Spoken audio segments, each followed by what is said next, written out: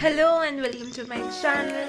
So now we are in Pahalgaon and the temperature is almost -3 or 4 degree. So this is our room. আমরা আছি আজকে পেহেলগাঁওতে। আমরা কাটরাতে বৈষ্ণোদেবী দর্শন করার পর একদিন রেস্ট নিয়েই পরের দিন খুব ভোরবেলাতেই বেরিয়েছিলাম পেহেলগাঁওয়ের জন্য। আর আমরা একদম রাত্রিবেলা পৌঁছেছিলাম, সেভাবে ফুটেজ নিতে পারিনি। এটা আমরা পরের দিন সকালবেলার ফুটেজ।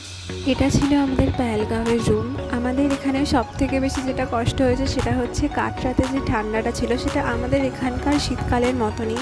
তো আমরা যখন পেহেলগাঁওতে পৌঁছাই একদম সেটা -3-4-এ পৌঁছে যায়। তো সেখান থেকে আমাদের সার্ভাইভ করাটা ফার্স্ট দিনের জন্য একটু খুবই প্রবলেমেটিক ছিল। নেক্সট মর্নিং আমরা খুব সকালই বেরিয়ে পড়েছিলাম সাইট সিইংয়ের জন্য। আর আমাদের ফার্স্ট স্পট ছিল চন্দনওয়ারি হচ্ছে অমরনাথ যাত্রার যে স্টার্টিং পয়েন্ট সেটাই। ওপরে যেই রেলিংগুলো দেখছো এখান থেকেই হেঁটে হেঁটে যায় অমরনাথ যাত্রা। এখন অবশ্যই এটা বন্ধ ছিল। এখানে যেটা মেইন স্পট সেখানে কিন্তু খুব বরফ ছিল। তো তোমরা গাড়ি থেকে নামার পরেই দেখতে পাবে যে রাস্তার দুধারে এরকম কোট আর বুট রেন্টে দিচ্ছে। আমরা কোটটা নিইনি যেহেতু আমাদের অলরেডি ওয়াটারপ্রুফ জ্যাকেট ছিল। তো আমরা বুটটা নিয়েছিলাম কারণ অনেকটা বেশি বরফ ছিল। আর এরকম স্লেজ কারও কিন্তু তোমরা নিতে পারো, রাইড করতে পারো, তোমাদের অনেকটা ভেতর অবধি নিয়ে যাবে। সেটা যদি তোমরা পায়ে হেঁটে যেতে তোমাদের কিন্তু অনেক বেশি টাইম লাগতো।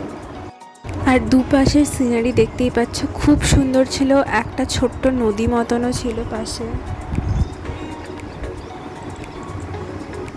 দেন আমরা আমাদের সেকেন্ড স্পটের জন্য বেরোই, সেটা হচ্ছে বেতাব ভ্যালি। আমরা পাহাড়ের ওপর থেকে এই সুন্দর বেতাব ভ্যালির দৃশ্যটা দেখতে পাই, তারপরে আমরা নিচে যাই। আর এখানে কিন্তু তোমরা বুট পেয়ে যাবে, কিন্তু সেম কস্ট আর যে রেন্টের যেই কস্টটা সেটা মোটেই খুব একটা কম না। তাই এখানে আমি বলবো, এখানে যেহেতু বরফ এই টাইমে বেশি ছিল না, আমরা এখানে তাই বুট নিইনি, এমনিই যাচ্ছিলাম নর্মাল যে আমাদের স্পোর্টস শু ছিল সেটাতেই। এখানে যে ফেমাস বলিউড মুভি বেতাব সেটা শ্যুট করা হয়েছিল, তাই সেই ফিল্মের নাম থেকে এই ভ্যালিটার নাম হয় বেতাব ভ্যালি। একটু হাঁটার পর ওই ছোট্ট রিভারটা ক্রস করার পরই আমরা যে মেন স্পট সেখানে পৌঁছই।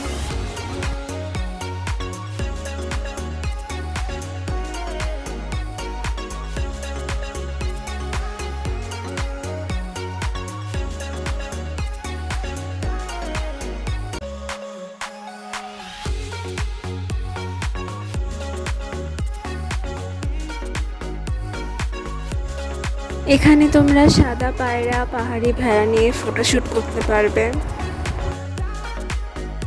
এরপরে আমরা আমাদের থার্ড স্পটের জন্য রওনা দিই। আর এই রাস্তার দুপাশের দৃশ্যটাও ছিল খুব সুন্দর। আর থার্ড স্পটটা কোনো ফেমাস এরকম ভ্যালির নামে নয়, বাট এই রাস্তা দিয়ে যাওয়ার সময় তোমরা একটা সুন্দর নদী পাবে, রাস্তার এক পাশ দিয়ে যাবে।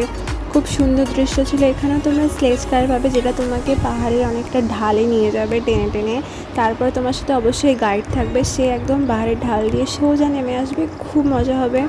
আর যেহেতু আমরা গেছিলাম মার্চে, বরফও গলতে স্টার্ট করেছিল, তাই রাস্তায় জল আর কি সুন্দর একটা দৃশ্য তোমরা উপভোগ করতে পারবে। সো আজকের ব্লগটা এত অবধি, দেখা হচ্ছে নেক্সট ব্লগে।